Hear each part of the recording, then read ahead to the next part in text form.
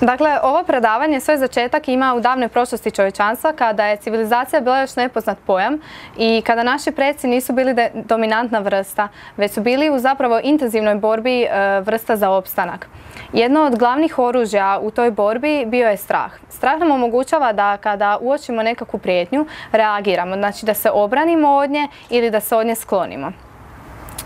Vrste koje nisu imale strah kao oružje nisu preživljavale. Dakle, vrsta koja u susretu s novim predatorom nije i razvila strah od tog predatora je vrsta koja nije opstala. Isto se odnosilo na individue.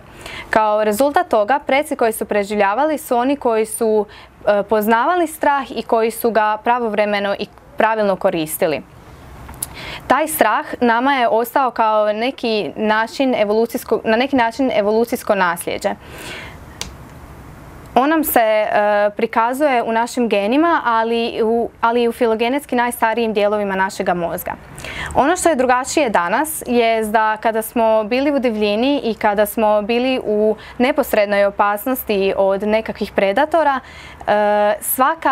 svaki impuls, odnosno svaki podražaj je bio vrijedan reakcije. Odnosno, bilo je statistički bolje reagirati 20 puta na lažni alarm nego jednom ne reagirati kada je prijetnja bila stvarna. Mi danas živimo u doba u kojem imamo puno više podražaja. Na neki način smo bombardirani podražajima kada izađemo iz stana ili kada samo uzmemo mobitel u ruke. Jako je bitno da u takvim situacijama naš mozak pravilno prepoznaje što je prijetnja, a što nije. Kako bi prepoznavao, mi u našem mozgu imamo detektor prijetnji koji je zapravo neuronski krug prednjeg mozga koji se sastoji od amigdale, medijalnog prefrontalnog korteksa i hipokampusa.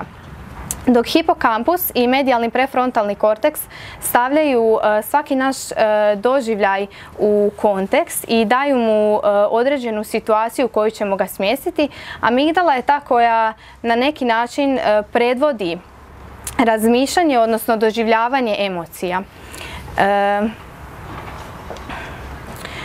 Kako amigdala zapravo uči to? Kako ona odlučuje čega ćemo se bojati, čega nećemo? Jedan od najbazičnijih i najpoznatijih principa je zapravo kondicioniranje. Kondicioniranje je jako dobro objašnjeno na životinjskim modelima poput štakora.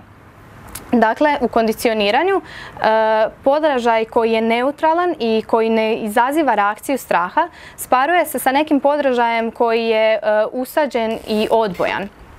Tim sparivanjem, nakon nekoliko događaja u kojima usađeni odbojni podražaj prati onaj neutralni, doći će do toga da i samo emitiranje neutralnog podražaja izaziva reakciju straha. Primjerice kod miševa, kada bismo im uz elektrošok koji je usađeni i odbojni podražaj postavili nekakav zvuk koji je do tada izazivao neutralnu reakciju, nakon nekoliko ponavljanja oni bi reagirali sa strahom i na sam neutralan podražaj, odnosno na zvuk.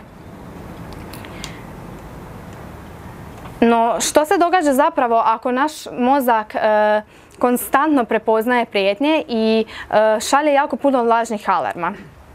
U takvim situacijama razvijaju se zapravo poremećaji, znači to su patološke situacije i primjeri su anksiozni poremećaji i PTSP. Anksiozni poremećaji su najčešće mentalne bolesti i prema istraživanjima svaka 5. osoba u SAD-u u nekom trenutku svog života pati od nekog tipa anksioznog poremećaja. To mogu biti generalizirani anksiozni poremećaj koji im ograničava svakodnevni život, panični poremećaj koji uzrokuje napadaje panike koji imaju vrlo izražene tjelesne simptome koji ih mogu dovesti do odlaska na hitnu, ili fobični anksiozni poremećaj u kojem se razvija nekakav iracionalan strah od nečega što zapravo uopće nije opasno. Kod PTSP-a imamo poremećaj koji je izazvan izlaganjem traumi. I tu imamo prisutne flashbackove u kojima zapravo mozak ponovno prolazi traumu i doživljavaju, iako je ona stara i trebala bi biti sjećanje, kao nekakav novi podražaj. U anksioznosti i prepoznavanju prijetnja i sigurnosti jako se razlikuju muškarci i žene. Naime, muškarci puno bolje razlikuju prijetnje od sigurnosti. Žene su te koje češće neku situaciju koja je sigurna prepoznaju zapravo kao opasnu.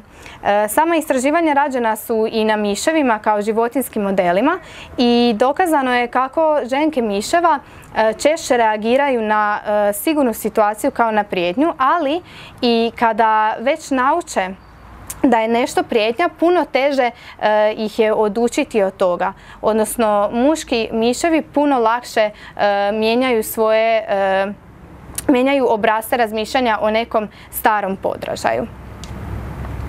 Ono što bih istaknula kao najbitnije u neurobiologiji straha i zapravo prepoznavanja prijetnji i sigurnosti je da je strah stvarno na neki način evolucionarno nasljeđe koje nama dolazi kao poklon. Strah nam omogućava da živimo.